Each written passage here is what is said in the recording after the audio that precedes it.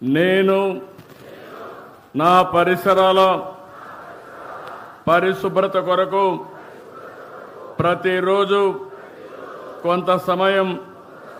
కేటాయిస్తానని నా వంతు కృషిగా స్వచ్ఛత కార్యక్రమాల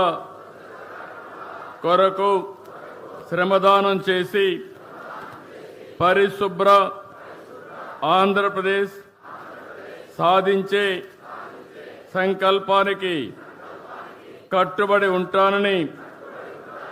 ఈరోజు పరిశుభ్రత గురించి నేను వేసిన ఈ ముందడుగు ఆంధ్రప్రదేశ్ రాష్ట్రాన్ని శుభ్రపరచడంలో సహాయం చేస్తుందని నమ్ముతూ